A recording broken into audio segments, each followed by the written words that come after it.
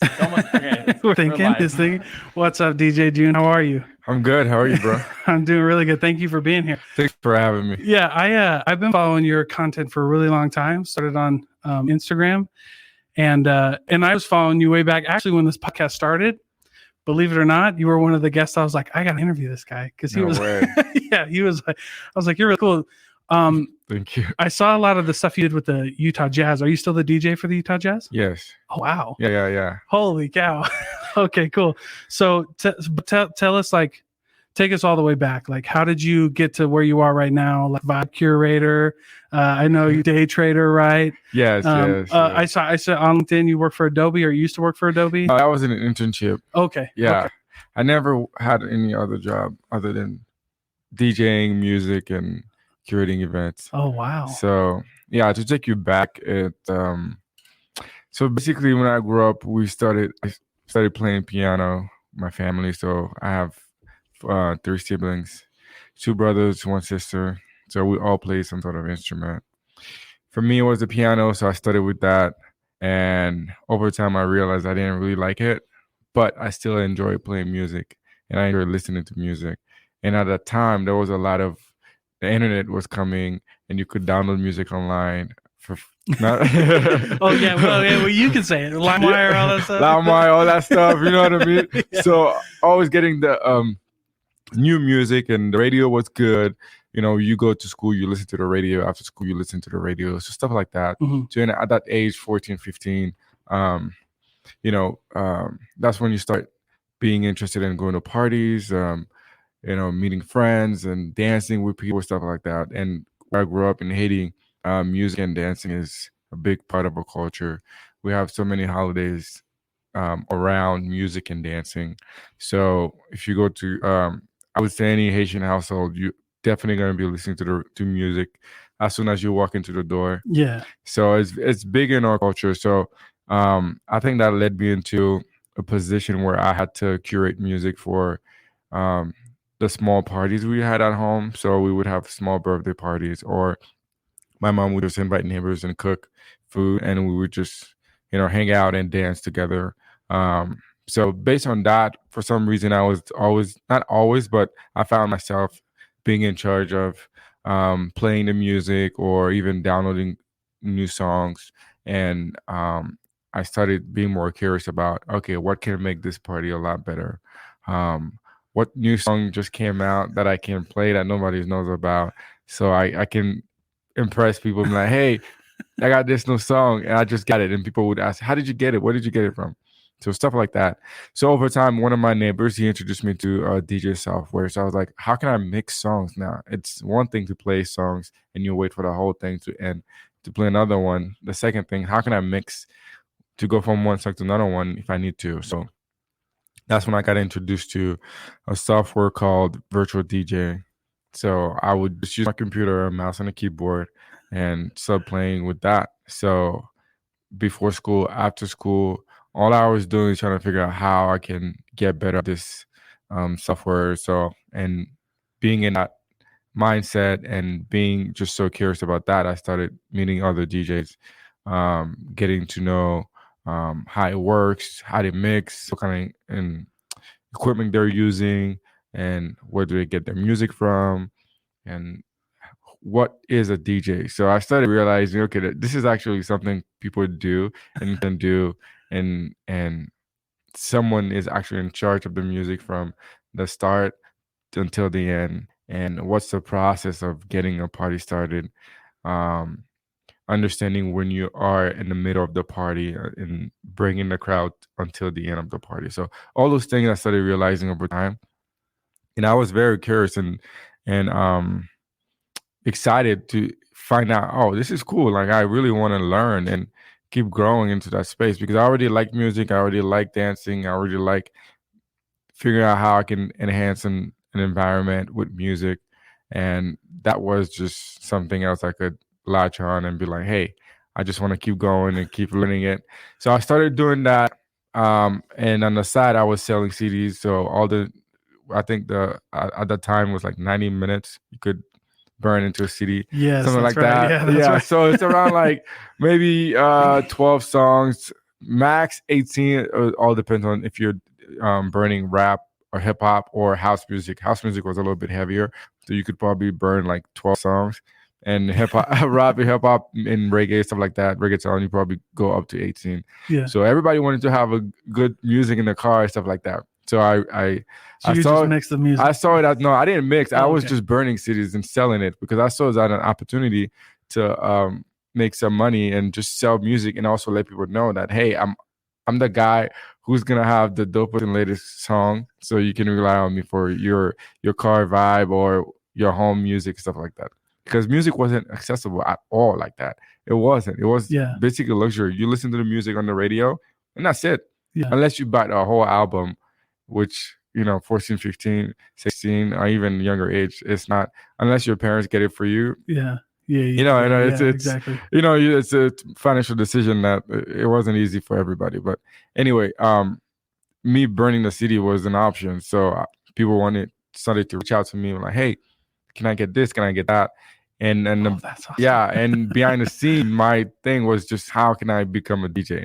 So I started doing that. And one day someone told me, hey, you always have good music. Do you want to come mix at our party? And we'll pay you for it.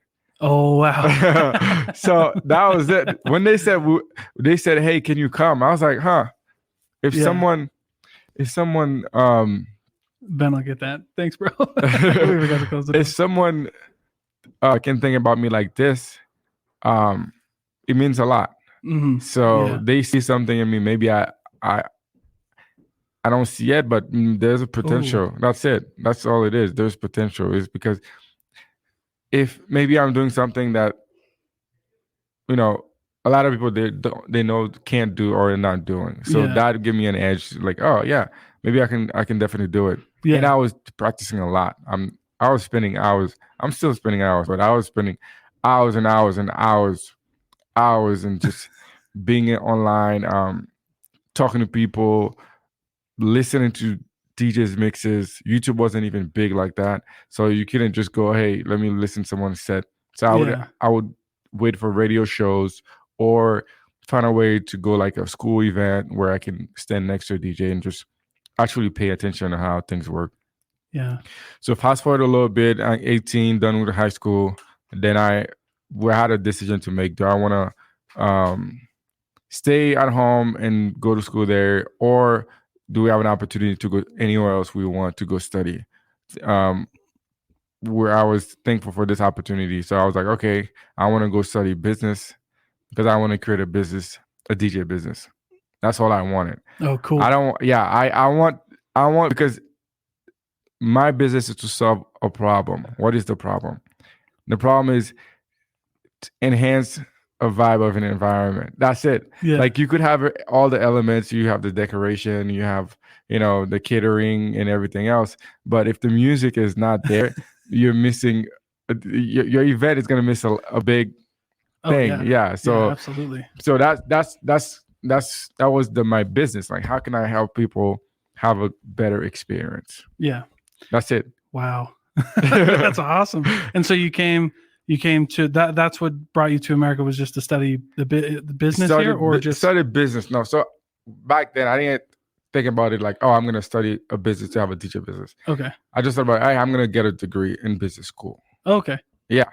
So that's awesome. That's it. So, so when I moved to Utah, that was my first time coming to Utah. I've been, all over the East Coast since we were 8. We were traveling, going to Florida, and Boston, New York, even Canada. I even went to summer camp in Tennessee when I was younger. Oh wow! Yeah. So sweet. Yeah, so I think that gave me some experience just being outside of my country or even outside of my comfort zone, and be able to network with people. I think that's one of the most important thing, the networking aspect. Because the skills is one thing, but you got to network in order for people to realize and who you are, and also for you to market yourself to let people know you have a service to offer. So coming here, so I went to school. I went to Weber State, and also I finished at the U. So I studied business administration and marketing as a minor, because I was like, hey, as a DJ, there's two things I got to do. I got to get clients and market myself on the business side of it. Yeah. See? Yeah. So, so that's what I started doing, and then marketing myself. I would go to different campuses with my name on my T-shirt, just promoting myself. Every event, when they would have Halloween parties up in Logan, I would go. The U would have Crimson Night. I would go down to the U with Crimson Night. Even all the parties at my school, I would go to. Yeah. Just promoting myself, talking to students. I think for me, school was one of the best opportunity to really network with people. Yeah. And it's almost like an internship on talking to people in general, because it's a bunch of students coming from everywhere. They don't know me, I don't know them. So yeah, so you gotta get your name out there. I gotta find a way to communicate. That's what it comes down to. Communicate in a way where people can where people like you, but more importantly for me, not like what I have to offer, which is strictly the music side of things. Yeah. I didn't really care about if people like me for other things, but I was focusing on, if I'm gonna have a business and keep doing what I'm doing and not just be playing in my room or doing small parties, I have to take myself to a different level and talk to different people, from not just students, but also, who's the dean? I want to figure out what the dean thinks about music. Maybe I can help her with a playlist. You never know. So that's how I saw awesome. it. Yeah, you're like, I'll just have to dean out with her playlist. Yeah, I mean, the dean is curating or helping curating, a school curriculum for a lot of people, stuff like that. Yeah. I can help her too. So that's how that's always how I see things. Yeah. If you can help me with something because you have the skill or that's your service you're offering, I think when it comes to music, everybody listens to music. Yeah, absolutely. That's it. Yeah. You know what I mean? So if your style with the kind of music you listen to, or within, my core competence, I think I can definitely help you. Yeah. Like I bank with Chase, for example. Yeah. If Chase is doing an event, I can help them. So I'm their client. Yeah. They're my client. Yeah, absolutely. You see what I'm saying? Yeah, everybody needs music. So that's when my business started growing, when I started changing my mindset. Wow. Yeah.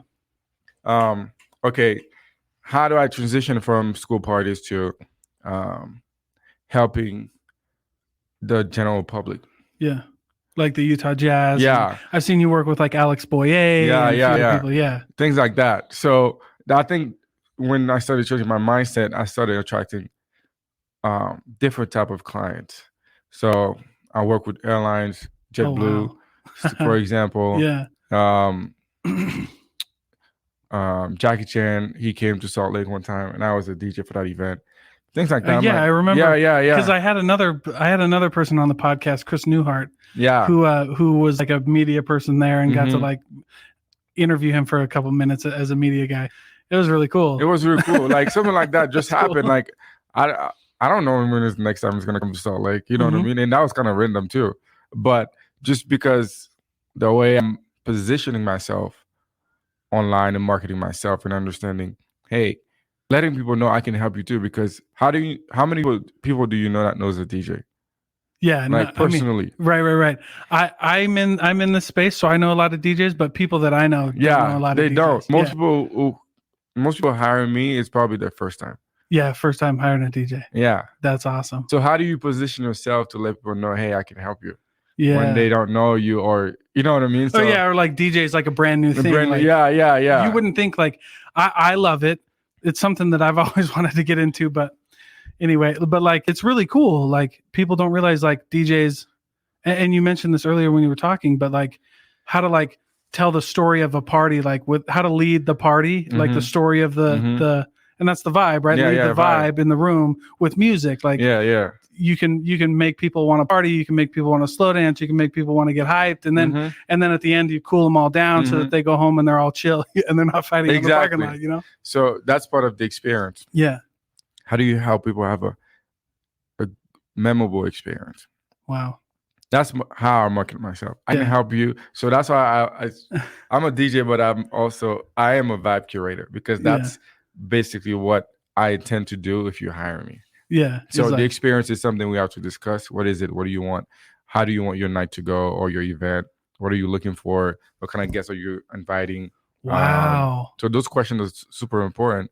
So I understand and what kind of music will make more sense That's awesome. for the type of event you're doing. You know what I mean? So in every event is different, and I can't just go in and start playing music unless it's an event where I say, "Hey, it's DJ Jude, open format," and I'm playing anything I want. Yeah. But if it's a curated event where you're hiring me for something specific, like a wedding, or like what kind of events do you do? Wedding, private events, a lot of private events. Yeah. You know, like Sundance, they do a lot of private events. Sundance, yeah, stuff like that. That's what I really enjoy doing because they're private events. It's theme events. It's specific to certain things. Yeah. And then we talk about what's going on. We have a discussion, and I can really help people understand, have a better time when I get there. Yeah, that's awesome. Holy cow. So then tell me the story, because I love that. A lot of things in there that you said, I'm sure resonate with like everybody, because you're marketing yourself. I really liked, because I'm a sales guy, sales coach. I really liked when you were talking about how to like help people, like how to bring on a new client, and you were asking those kind of questions, because like that makes all the difference. Then they know like you're a professional, like, right? You're not just like, we'll just go play music and we'll have fun. It's like, no. This is very like, I'm not like this isn't a fun DJ, right? Like I'm very professional. I'm like ready to take your event and give you the most money. You know what I mean? Make you feel like you got the most bang for your buck out of that, right? Like that's really cool. Like not a lot of people would think that a DJ would do that. Like I didn't. You know what I mean? But when you said that, I was like, there it is. Yeah. It's, a lot of people don't, and I think that's what makes. That's why I always tell people, you could be a DJ, but do you have a DJ business? Sure. So yeah, but you're not a professional. You know what I mean? Like you could mix. I mean, I'm sure there's a lot of DJs. They mix, crazy, or they could do crazy stuff with the turntables, whatever they use. But having a DJ business is different because you need clients. To keep your business going. And I don't work at a radio station. I don't work at somewhere specific. With the jazz, I am a contractor, so I work with them on like I'm not an employee there. I bring my stuff. So you know what I mean? So you're like a contractor. Yeah. Or whatever, so that's important for a DJ, so you can keep your brand. So yeah. So you have to build your brand. And your brand is also how people see you from the outside. Yeah. And that I think will help you attract the client that you want to attract to. Yeah. So how did you, vibe curator, like that's probably the perfect way to put that, what you do and things like that. How did you come up with that? Like, was it going through the marketing class? Like, I really like what you said about college too. I feel like there's a lot of college bashing going on, but if you use it the right way, right? If you like what you did, like networking, making the most out of an opportunity. So how did you come up with that as your brand, like Vibe Curator, like professional DJ? Like, how did you come up with that brand and put that all together? Yeah, I think it's over time I started realizing and having more clarity on exactly what I was doing. When you transition from school to real life stuff, you realize, okay, what it is exactly that I can do, what is my service, and what am I good at? So that's with experience, and I realized, I'm a vibe curator, because people, and also feedback. Hey, that was a good vibe. When people say, oh man, you know what I mean? You killed it. What does that mean? Right. People say things like that. You know what I mean? Yeah. So then, you dig a little deeper. Yeah, I dig. Like, you killed it. All right. So what do you mean? Yeah, what do you mean? Like, that was good. Oh my gosh. So it's stuff like that. So I'm like, okay, so I can curate a vibe. That's what I'm saying. And as a DJ, every time you play, it's a unique performance. Yeah, no one is exactly the same as the other. I mean, unless you do recorded set, but if you don't, if you're live performing or mixing, it's a live performance. Yeah. So every single time. So I don't know if people understand that. Even if I play the 5 same songs every time you see me, but the way I play it, when I play it, how I play it is always going to be different. Yeah, depending on the vibe you want to. Depending on the vibe that's going on. So, so at the end of the day, what exactly am I doing? I'm curating a vibe. So that's how I was like, oh, that makes sense. You become a vibe curator. Right. And also, if when someone hey, what we need to have a good vibe for this party.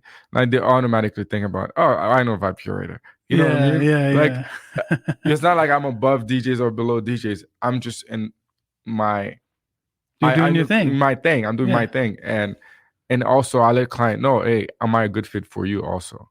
Right. Yeah, that's so important. Not every room is for me. Yeah. So I gotta be.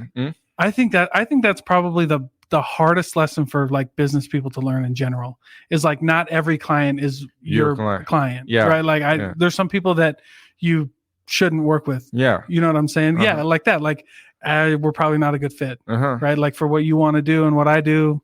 Yeah. You know, but here's where you can go. I think people have a lot more respect for you as a business owner. Of course. When you do that. You got to learn how to say no for sure when you operate a business. Yeah.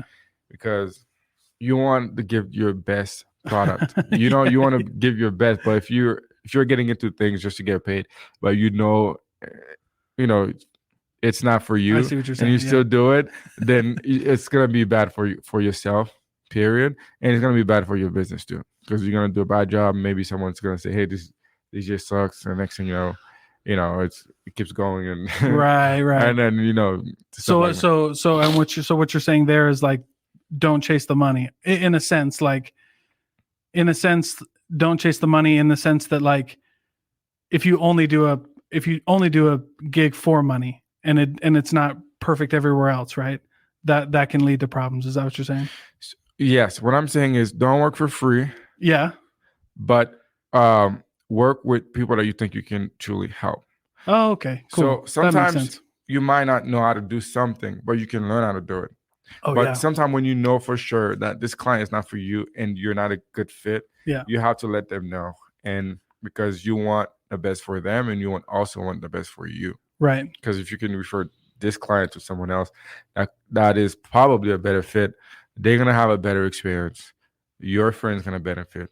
And you're going to be a reliable source because you're the one who helped them at the end of the day. They might not hire you for the money, but they're still going to think about you at some point. Hey, this guy helped me for someone else.Maybe this event is not for you, but next time I'm thinking about you, I'll let you know. Something like that. Yeah, that's a great way to do it. I mean, just putting in those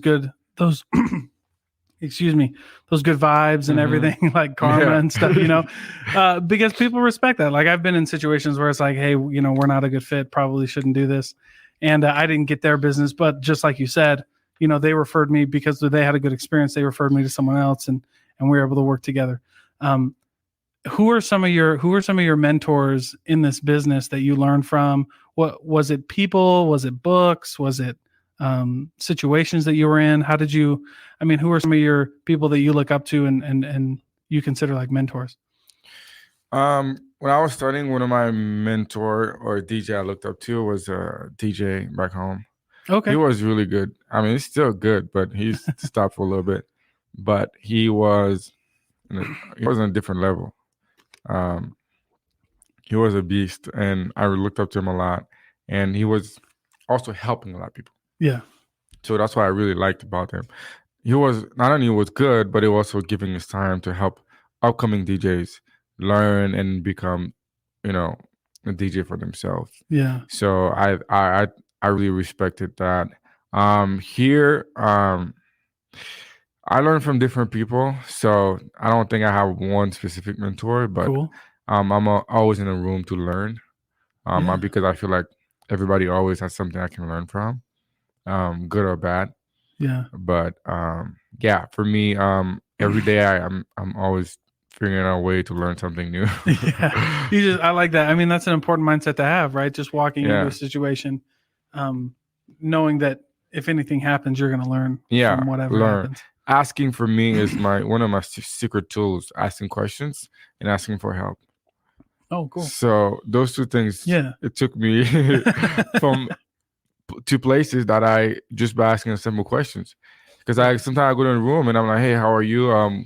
What is this? And the person started talking. Next thing you know, hey, let me invite you to something else. And next thing you know, I'm meeting other people. Yeah. And next thing you know, they don't even know what I do. And next thing you know, I say, hey, I'm a DJ. Oh, really? We need a DJ for this event. But it just starts like being curious. Exactly. So I think before what one of the transition I also made was how to tell my story better. So Ooh. as a DJ, I was expecting people to hire you. But when I reversed it on how can I help people, it changed the way I see things. Because Yeah. for example, I would go to, for example, a bar situation with my business card, like, hey, I'm a DJ, almost like saying you should hire me. Yeah. They don't have to, or they don't even Yeah. need to. They don't know Right. me. Yeah. You know what I Yeah. mean? Yeah. But when I change it to, hey, I'm a DJ, I see a few things here and there.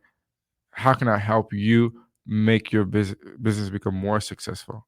Ooh. Then we are having a different conversation because the next thing he's gonna say is, really? What are your thoughts? Then we can have a conversation. And Yeah. if I explain or I give them my ideas and they see value in that, because I know there's value in it because I can see it from experience, that might create a connection between us, and maybe I could be the one who's doing it, or I can just help you. So by saying, hey, how can I help you? Now, more people that are already looking for help want to get help. You see what I'm saying? Yeah, I got you. Yeah. And that's the only way to go now, right? Because everybody, and I was just having this conversation before, like, I'm a salesman. There's a million salespeople. This podcast, there's a million podcasts, but like, how do you connect with people so that they know that you can help them and things like that? And I think it's exactly what you said, right? Yeah. You said it perfectly. It comes down to providing value. Yeah. As a DJ, it's not as easy to provide value because I'm not selling a tangible product. How can I provide value? I can create a mix. Hey, this is your workout mix. It's free. Go download it. That's providing value. Yeah. You see what I'm saying? Or like, yeah. So if you went into a bar, like, hey, I think this playlist would be really cool. It would be cool for you. Yeah. Hey, have you heard of this? Hey, I think this speaker is you could fix it to the left, to the right. That's providing value because I might see things that don't, because this is the manager. The manager could just be a manager, but they don't know anything about sound, music, stage, lighting, anything like that. Yeah. So I can come in and be like, hey, do a free consultation. Hey, I see a few things here that can improve the experience of your customers. Right. That's really cool. So for me, I'm always intrigued about the story of like the transition stories when as you went from just handing your business cards out, kind of asking people if they need DJs, transitioning to like, how can I help you, and providing value to people. When did that click for you? Like, was it just one day you got sick and tired of asking, so you just started telling people like, I can help you here? Or what was it? You go through a lot of ups and downs, and over time, try and errors. You start testing things. Yeah. Now I still have a business card, but most of the time when I give my business card, it's because someone asked for it. Yeah. Okay. Cool. Yeah. You see that? Yeah, that's different, right? Yeah. Somebody asked for it. Yeah. Someone is asking for it, so they already want to know more about me, and then it's easier than if I say, hey, I can help you certain things. They see the value already.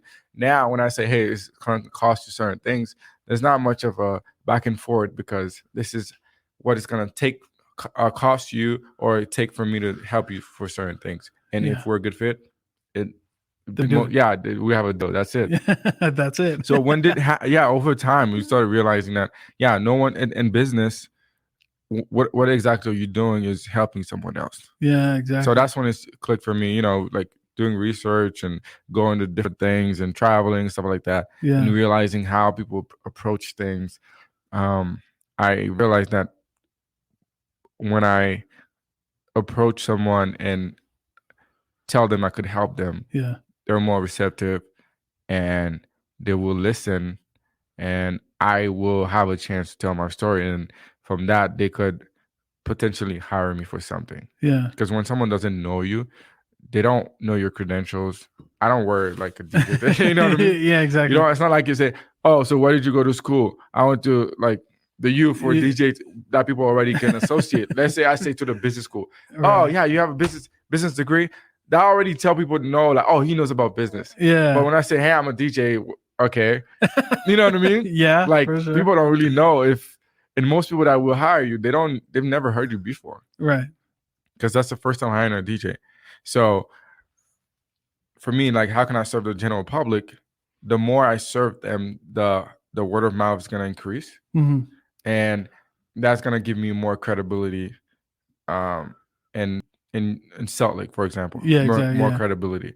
Yeah. And referrals is one of the strongest marketing tools ever, because if a friend tells you someone is good, you're most likely gonna listen to this guy, right? Of or course. follow up instead of just a review on the internet. Right. You see what I'm I see saying? what you're saying. Yeah. So those things are super important. You also got to be a good person and be cool, chill, like, and approachable. Yeah. Like, I want people to come talk to me because I want to learn from you as much as you might want to learn from me. Right. Because my position is to help you do music, but you could probably be a good friend to me or help me with something else, business related or not.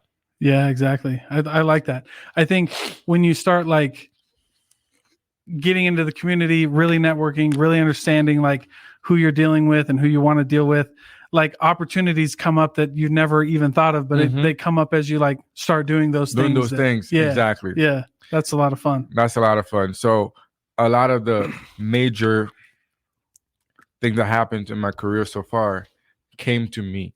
Oh yeah. So like the jazz, or like what other kind of big major things came to you? So like, for example, working with an airline. I never thought I would work on an airline. You know what I mean? Traveling to go to a different state to go DJ. Oh, wow. You know what I mean? Someone messaged you out of nowhere. Hey, I'm doing an event. Would you be interested in doing this? I'm going to Paris this summer. And it's not like I reach out to those people. They reach out to me and say, hey, we would love to have you this and that. You know what I mean? Even with the jazz, it's timing is also important.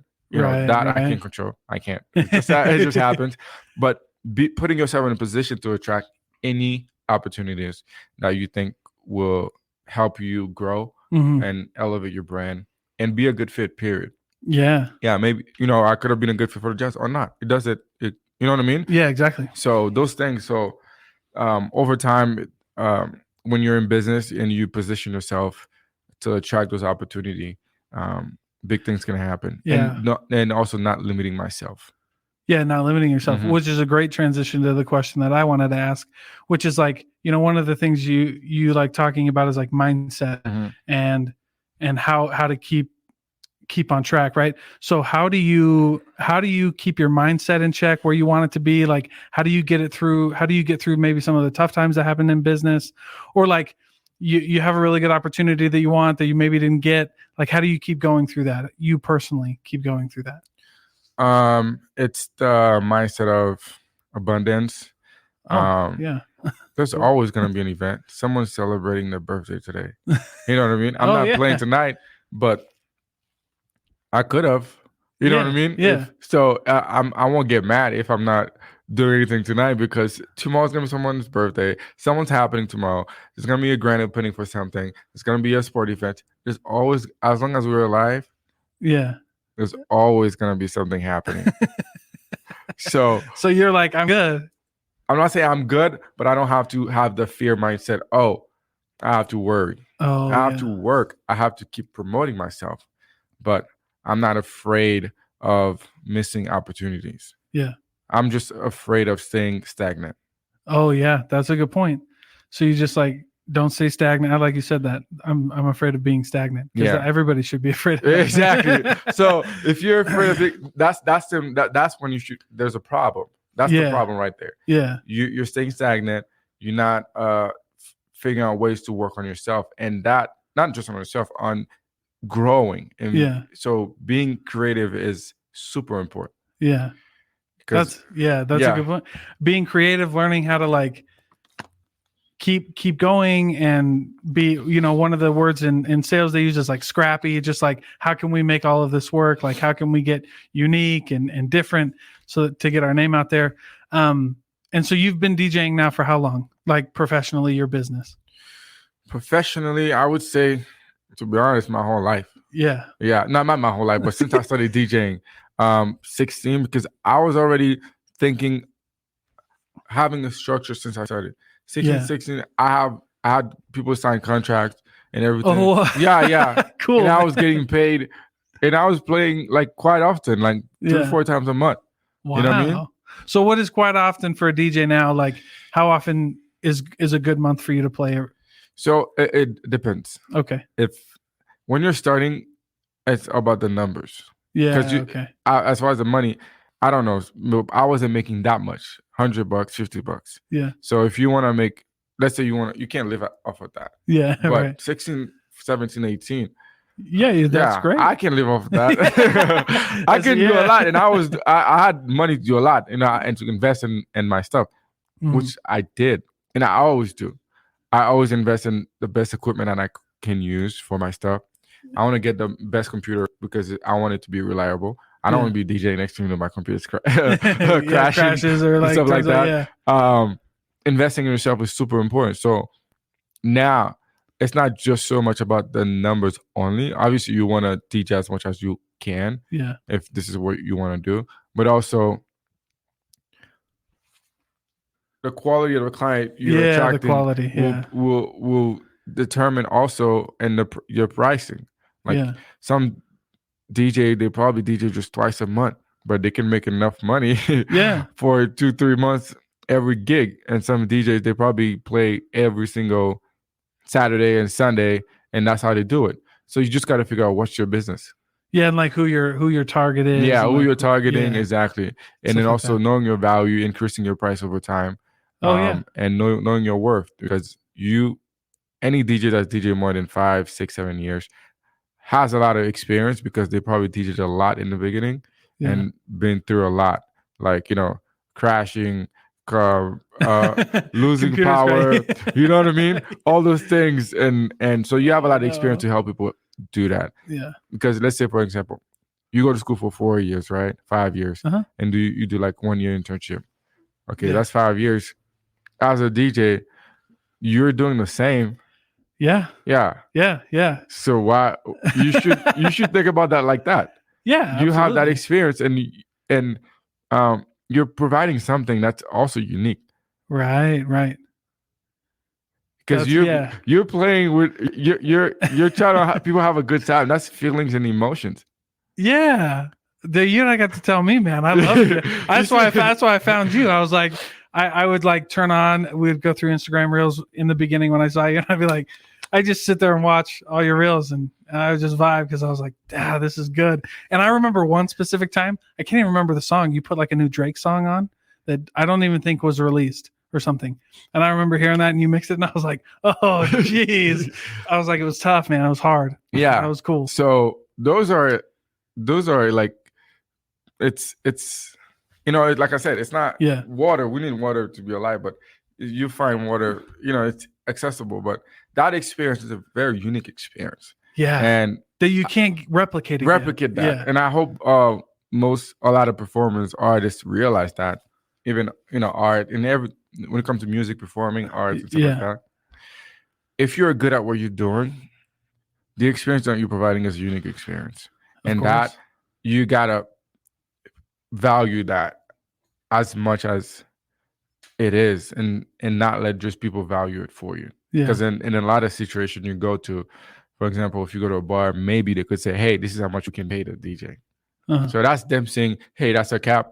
We value all our DJ the same at this price. Yeah. But when you come in saying, hey, if you want my help, this is how much it costs, it's a different conversation. Yeah. Yeah, well, because you know your worth. Like, I know my worth. DJ and if you can't do it, that's fine. Yeah.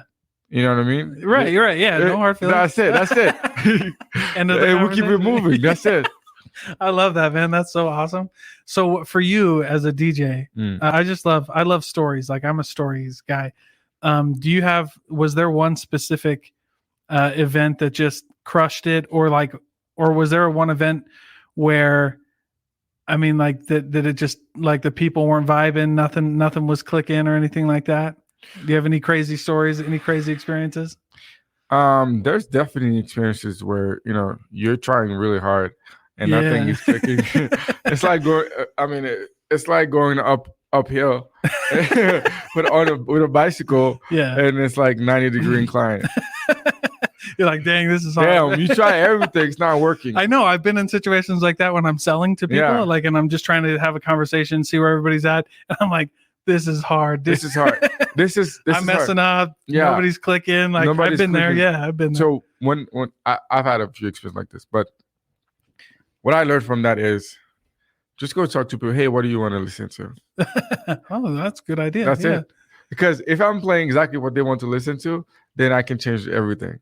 Oh, good point. Because as a DJ, Yeah. you're That's a also great assuming point. Yeah, that's what people are gonna like. Okay. But when I go straight to you, I'm like, hey, yo, do you have any songs you want to listen to? Yeah. Now I'm playing to So- you. Yeah. And now if you're you're like, not happy, then there's nothing I can do. if you're not happy when your own song is Yeah, with your playing- own songs, there's nothing I can do. Okay, yeah, you're like, But if that works, I'm gonna keep doing it. Hey, if you Yeah. have a request, come talk to me. That's cool. What's one of the biggest events you've ever DJed? Like you were the main DJ and you were the vibe curator. Like what was one of the biggest events you've ever done? I think it was there's two. One was in Canada. And cool. also one was in Boston. It was a pool party on July 4th. So Cool, man. that was a really good one. It was packed, and I didn't know anyone, which I like. Mhm. It was a different crowd, different place, so I really had to work and understanding the vibe. So that was good. Even in Canada too, when I went there, Yeah. it was a new club. I just showed up, just walked in, and connected my computer and started playing. So Well, that was cool. so one in Canada, you had all your DJ equipment, or was it just your computer? My computer, they provided Whoa. everything. So Okay, cool. Yeah. Okay, so you just was like, all right, let's roll. yeah, I showed up, so I flew in, and I think straight from the airport, I went to the club, and I started playing like 25 minutes after I got out when it started. So it was cool, like, and the crowd was already there, and they were expecting me to come. Yeah. So That's a cool feeling. Yeah, You're that was a definitely a unique experience. I've done a lot of those things at home, but now for me, exactly transitioning and adapting. Mhm. My biggest thing is what I could put together myself. So cool. my next event, which I'm working on, it's gonna be on May 21st. Okay. That for me is not only how can I help people have a better experience, but how can I put the music experience on a different level. Wow. So not just playing music, but how can I mix the music with? Last time we did it, I had a sax player. Oh, nice. So saxophone's underrated instrument. Exactly. So Underrated. imagine you're vibing and out of nowhere you hear a sax and I'm mixing together. Wow. That's crazy. Yeah. You know what I mean? Playing with a drummer. Oh yeah. That's crazy. You know what I mean? Yeah, that is cool. You don't go where can you go right now and man, hey, I'm gonna go listen to this DJ. He has a drummer next to him all night long. No. Those unique experiences, I think this is what gonna elevate the experience that I can book myself. Yeah. Not someone else hiring me for their event, but me actually curating the whole experience. Yeah, that's a whole nother level, That's a right? whole nother level because instead of going and providing, playing at other places, I'm gonna bring people to me. And I'm going to start being the DJ that people come see on purpose. On purpose. You know what I'm saying? Mm-hmm. Wow, dude, that's cool. So May 21st is your next event? Yeah. Are you promoting it right now? Promoting, yeah. Okay. Today I just put it on a flyer. 77 days until we blow the lines. Wow. Where is the event? Where is the event, man? It's going to be at Spy Hop. It's going to be Okay. at the rooftop Spy Hop. Art, music, and vibes. So those are the three things that we're going to blur together. Wow. Art, music, and vibes. That's awesome, man. Holy cow. So how many people? Where's the Sky Hop? Spy Hop. Spy Hop. It's downtown on 900 South. Okay. Yeah. So they have a rooftop. It's pretty brand new. I think they opened probably COVID, like 2020. Oh wow. So where is it by? Because I feel like Spy Hop. Now that you say that, I feel like I've seen it with a rooftop. Like apartments underneath, or no. They have a community like a music and film school there for kids, and above they have the rooftop is an event venue. Wow. So it's okay. Indoor, outdoor. It's pretty sick. And so you got that book. You're ready to. I got that book. Now I'm just working with different artists. Making sure I have all the pieces I need to help me blur the line, like I said. Yeah. Making the changing or transforming the whole venue into feel like an artistic museum and having music that you could dance to Yeah. and a space that people can network. Whoa. Cool. So you're just bringing it all together. Yeah. Where did that idea come from? From your idea to like level up as a DJ, but yeah. But so like, what gave you that specific idea? I've always wanted to do my own events, and being in Salt Lake, I think it's not just my experience. Like a place where it's easy to connect with people. Yeah. Or the networking aspect is usually on a business level, but it's very when when I've gone to networking events, it's very tough. Hey, what do you do? What's your business card? All right. Yeah, everybody passes around. Everybody's got an agenda. Everybody's like there as a means to an end for everybody. Mhm. Like when you go to business networking events, it's like what can everybody else do for me? What can I do for everybody? But what can there's a bunch of transactions happening. So you're saying like Spy Hop is going to be a place where we're going to lose all of that. We're going to vibe and have fun and meet and if we want to talk, we can talk. If you want to do other things. So when I thought about it, it's like, what are the different things that could bring people together? Yeah. Or help people connect with each other? Yeah. It's food. Absolutely. Music. Yep. Without a art. doubt. Without a doubt. Community. Without a doubt. So that's why I'm like, hey, what if we build alliance and can have a space where we bring some of those aspects together? And because people are already in the same room, because those people will be attracted to this idea. Yeah. And it will be a more organic way to meet people. Of course. Wow. That's really fun. So all ages event, 18 and 21 older? and up. 21 and up? Mhm. Okay. And that's March 21st. Yeah. Wow. No. May 21st. May 21st. My bad. All right. That's really cool. Holy crap. Well, all right. That sounds. How long does it go? Like, when does it start? How long does it go? Tell us everything about that. Yeah. So it will start 7:30 until 11:30. So I want to, because we also have the rooftops. I want to make sure we catch the vibe of the sun coming down. Oh man, you see what I'm? Yeah, you're like, you have this whole vision. And we'll have networking, not networking, social games also going on. So not only people are just there to see what's going on, they're also involved in what's going on. Yeah. So that's why I'm working with different artists. They're going to be exposing their art. We'll have immersive art. I'm working with Fatfish Media cool. on certain things, so they can put they're great with lighting and production and everything else. Fat, they do the lights and everything. They do event production. They do the whole thing, lighting, sound. They travel. They do a lot of things. They just make it happen. Yeah. That's so cool. Also one of my goals is, how can I partner with different people to help bring that together? Yeah. Because me alone can't.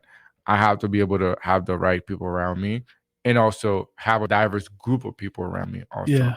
Because from my experience, when I go somewhere else, the more diverse the place is, the better the vibe is. Absolutely. That's 100%. Yeah. You see what I'm saying? Yeah, absolutely. I mean, I grew up so I'm Polynesian. I grew up in a Hawaiian household, and it's very similar. Lots of music, lots of food, family around.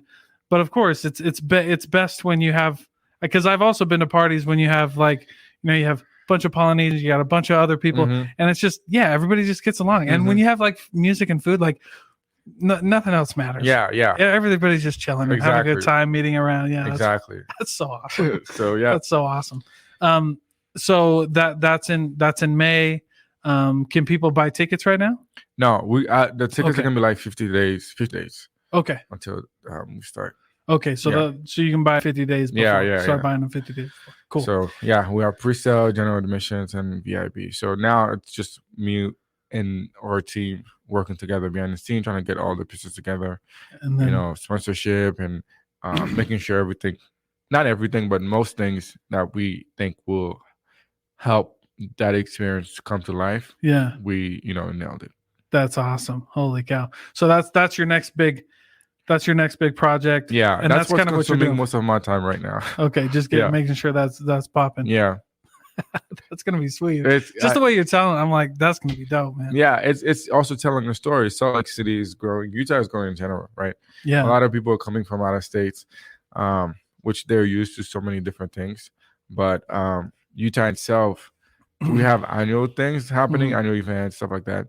But on a regular weekend, I'm not really interested in going anywhere because there's not much thing that really attract me personally, to be honest. I agree with you. I'm the exact same way. Yeah. So if this could be one thing to help Salt Lake City become a more interesting place, I think I would be more than honored to be part of that, because I got a lot from here, being here. You know, the city gave me a lot opportunities. So I think, you know, if I can do something that could help a little bit, I think that would be cool. And if other people is doing it, I think it's good. Collaborating is one way to succeed. Oh yeah, collaborating is like a great way.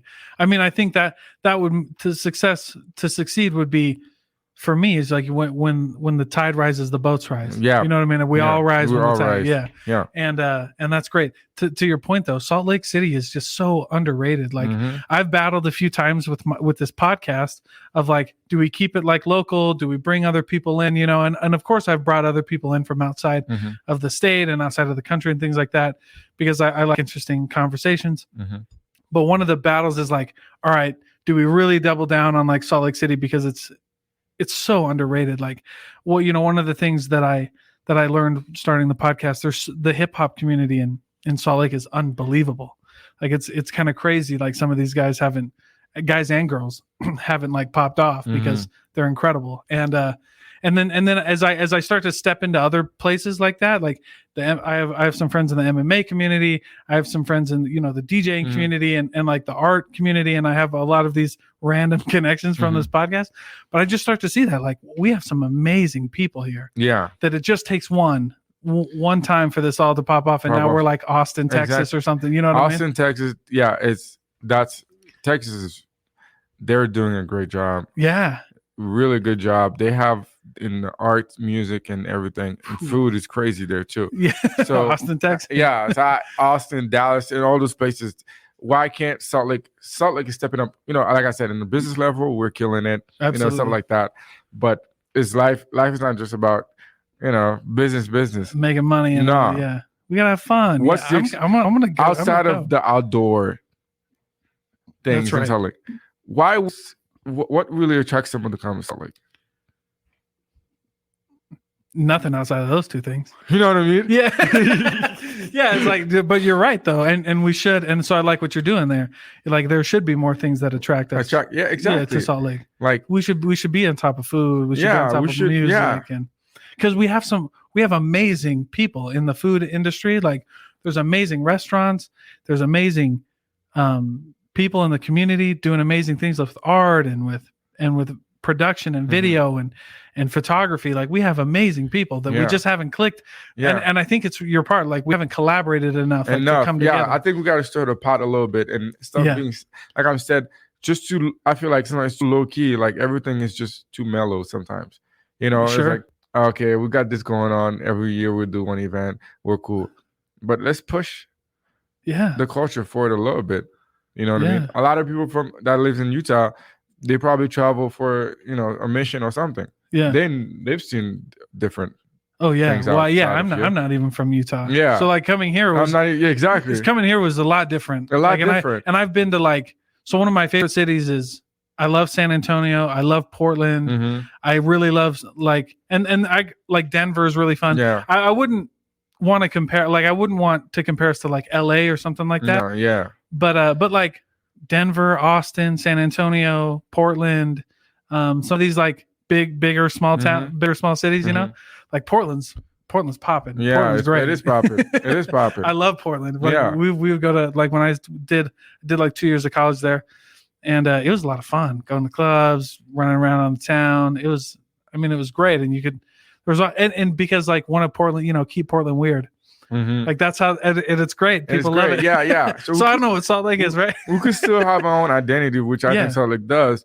Utah, but we just haven't let it show. Let it show yet. And can we improve on what we already have? You know, it's the Olympics will bring people here.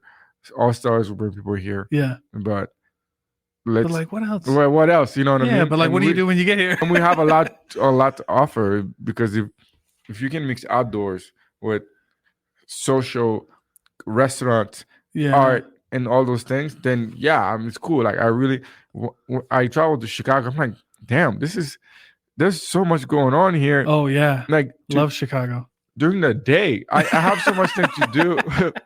You wear yourself out during the day. During the day, it's like, yeah, but wait till the night. Wait till the night. Chicago pops at night. It's popping, and the vibe is there. You can feel it. The city is. Oh, I love Chicago. That's one other thing I thought I was weird. Like even in the streets, I barely see people walking here. It's just the in and outs or the connection. I feel like it's just very. That's a good point. Yeah, you could be driving through Salt Lake on Wednesday or like even a Friday night. Nobody's walking on the streets. Yeah, like okay, nobody's walking. Like, what's going on? Like bar crawling or nothing.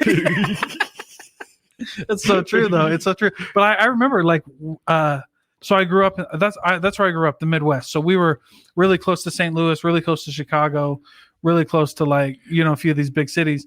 And I love Chicago. And you could go on Miracle Mile or whatever that road is. Yeah. And even outside of that, but that road, like everybody's always there. There's always deep dish pizza. There's people on the side of the roads.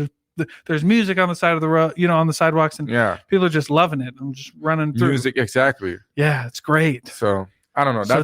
Turning Salt Lake. To get to your point, what inspired me? So all those things did. Wow. So I was like, yeah, I think I really want to bring different experiences here, and maybe a unique vibe, and see what happens. But I'm gonna work hard for every event, so I make sure I put my best. That's it. That's cool, man. Well, hey, thank you so much, DJ Joune. Yeah, I appreciate you being here, homie. Thanks for having me. Yeah, tell everybody where they can find you. Tell everybody where they can keep updated on the what's the event called on May 20th? It's art, music, and vibe. So it's my company doing it. It's called Afro Paradigm. Okay. So it's gonna be on that. Okay. And they can follow me on Instagram. Cool. At DJ Joune, Joune, DJ Joune. And you'll see all the links to Afro Paradigm. They can also follow from there. Okay, and that's right. And when the time comes, you'll let everybody know how to buy tickets there. Huh? Yeah, how to buy tickets and how to be involved if they want to. Cool. And keep moving forward. But I think it's gonna be a great event, and I'm looking forward. Yeah, I'm more than excited to. I'm always looking for someone to reach out, and so we can have a conversation and see how we can implement and elevate the experience. But yeah, Instagram is a good spot, and also TikTok. I'm trying to. Oh, you're trying to get on TikTok. Hey, DJ, TikTok DJ. TikTok is dope. It's where it's at. As far as putting things on TikTok, follow me on TikTok. I'm trying to grow that. But Instagram is more where you could definitely follow the store. TikTok is all over the place, but Instagram is like where you can really get to know me a little bit more. Yeah, I love it, man. Well, thank you so much for being here. I really appreciate thanks for having me. I appreciate you. Cool.